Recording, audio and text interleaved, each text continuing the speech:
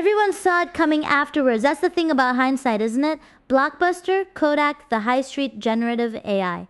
Ask anyone now and they'll tell you it was obvious. Of course it was obvious. It was obvious the whole time. Cute. Here's the awkward bit. If it was so obvious, why did nobody move? Not because they were stupid. Some of the smartest people I know work in those companies. They didn't move because moving would have looked like a mistake for about 18 months, and nobody wants to look like a mistake for 18 months. So let's talk about strategic foresight, and let's start by killing the thing people think it is. Foresight is not prediction. Prediction is a mug's game. Anyone who tells you they know what the market looks like in 3 years is either selling you something or lying to themselves, and honestly, those two overlap more than they should. The answer is no. You cannot predict it. Stop trying. Foresight is something else entirely. Foresight is buying options on futures while they're still cheap. That's it. That's the whole idea, and nobody does it because it feels like doing nothing. Stay with me because this connects to everything we've been building. We did Porter's 5 forces, that's the room. Industry structure sets your profit ceiling. And no amount of hustle beats a bad room. We did VRIO, that's the edge. Valuable, rare, hard to copy. And actually organized to be used. We did value disciplines, that's a lane. Operational excellence, product leadership, customer intimacy. Pick one, be adequate at the others. And we did the AI mode video, which is really about what survives when the models absorb your features. Now here's the callback, and it's the important one. I said in the 5 forces video that 5 forces is a static snapshot. I said it out loud. It's a photograph of the room. Beautiful photograph tells you nothing about where the furniture is heading. Foresight is the missing time dimension. Structure moves. Foresight is how you see it moving. Right? Mechanics, let's do this properly. Forecasting versus foresight. A forecast is one future expressed as a number, and it's usually wrong. Revenue will be 4.2 million. Adoption will be 30%. It's a number, it's confident, it's in a deck, and it's fiction with a decimal point. Foresight is several plausible futures and a straight answer to one question. What would I do in each one? That's not woo, that's just refusing to bet the company on a single guess. Let's ground this. One example will carry it the whole way. Imagine a small software business, let's say 40 grand a month, sells a document processing tool to law firms. Small team, decent product, profitable-ish, everyone's tired, and the AI shift is coming at them like weather. Now, weak signals, how do you spot the thing before consensus? A weak signal is information that's real but not yet legible. It doesn't arrive as a headline, it arrives as an oddity. Your best engineer mentions a side project. 2 customers ask a question nobody's ever asked. A competitor hires someone with a job title that didn't exist last year. Churn is flat, but the reason people give when they leave has changed shape. That last one, that's the goal. The number didn't move, the story behind the number did. Weak signals live where you're not looking. Adjacent industries, job ads, pricing pages, developer forums, the bit of your customer's business you've never bothered to understand. By the time it's in a trade publication, it's not a weak signal, it's a press release. Everybody's got it, it's worth nothing, but watch, not every oddity matters, and this is where people go mad and start seeing patterns in soup. Driving forces versus noise. A driving force is structural. It compounds. It doesn't care about your quarter, cost of intelligence collapsing, demographics, regulation tightening in a direction that only goes one way. Noise is anything that reverses when the news cycle turns. A funding round is noise. A viral demo is noise. A price cut in the category with 50 players is noise. Test. Would this still be true if everybody stopped talking about it? If yes, it's a force. If no, it's weather. For our little software business, the driving force isn't AI is hot, that's noise, that's a mood. The force is that the marginal cost of reading and summarizing a document is falling towards 0 and is not coming back up, ever. That's structural. That's the room changing shape while you're photographing it.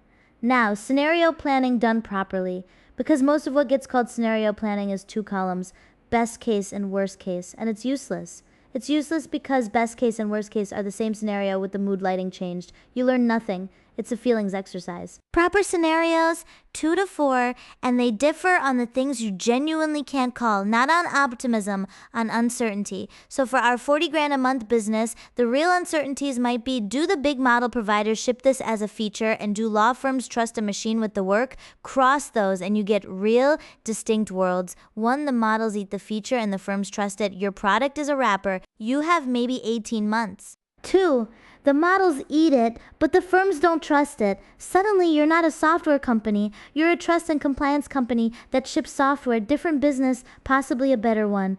3, Providers stay horizontal, trust arrives fast. It's a land grab. Speed is everything. Margin gets punished. 4. Providers stay horizontal and trust is slow. It's the boring one. You keep compounding and everyone else gets bored and leaves. 4 worlds, all plausible, all different. Notice what's happened. You've stopped arguing about which one is right and started asking what you'd do in each. That's the shift. That's the whole point. Now, Amara's law, which explains most of the stupidity in this space, we overestimated technology in the short run and underestimated in the long run every single time, which is why the loudest people are wrong twice. They're wrong when they say everything changes by Christmas, then they're wrong again in the other direction when it doesn't and they decide it was all hype. Bless, both wrong. The change is slower than the hype and bigger than the backlash. Leading versus lagging indicators. Your dashboard is lagging, all of it. Revenue, churn, pipeline. Every number you look at on a Monday morning describes a decision somebody made months ago. It's an obituary with a chart on it. It cannot warn you. That's not what it's for. Leading indicators for our software business, not revenue. Try what fraction of new deals. Mention a competitor that didn't exist 18 months ago. What are junior lawyers doing with the free tools at home? How long from demo to signature? And is that stretching? Those move first. Those hurt first. Build a dashboard of 5 leading indicators. Look at it as often as you look at revenue. You won't, but you should. Pre-mortem. My favorite because it costs nothing and it's brutal. Assume it's 2 years from now and the business has failed. Not might fail has. It's dead. Now go around the table and everyone says why. Something strange happens. People who wouldn't voice a doubt in a normal meeting will happily explain a corpse. The politics evaporate. You get the truth in about 20 minutes. You'll hear the thing 3 people have been privately worried about for a year and never said because saying it made you the difficult one. And now the payoff optionality and no regret moves. A no regret move is one you'd make in every scenario, all 4 for our business. Owning the customer relationship directly, getting the proprietary data pipeline in order, building the compliance and audit trail. Every one of those makes you stronger, whether the models eat you or ignore you. Do those now, no debate needed. They're free in decision terms. An option is different. An option is a small, cheap, reversible bet that only pays off in one world and you take it before that world is priced in. 2 engineers, 6 weeks on the compliance layer idea, not a pivot, a probe. It costs you a rounding error and buys you the right to move fast. If scenario 2 turns out to be the one, buy them while they're cheap because by the time a future is obvious, the options on it are fully priced and you're not buying an option anymore. You're buying at the top like everybody else, right? Honest caveats because I'm not selling you a magic file.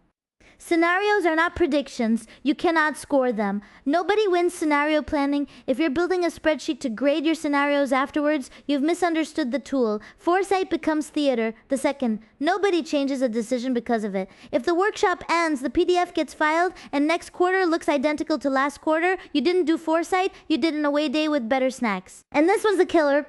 Being early is indistinguishable from being wrong until it isn't. There's no signal that tells you which one you are. You'll feel like an idiot for a while, and some of the time you will have been an idiot. That's the deal. That's the actual cost. And it's not money. It's looking daft in front of people whose opinion you care about. So here's the dare book 90 minutes this week. Not at some point. 2 questions on the wall. What's genuinely uncertain, and what would we do in each world? Then run the pre-mortem. It's dead. Why? Walk out with 1 no regret. Move you start on Monday. And 1 option you'd be embarrassed to defend at a dinner party. If you can defend it comfortably, it's already priced. You're late.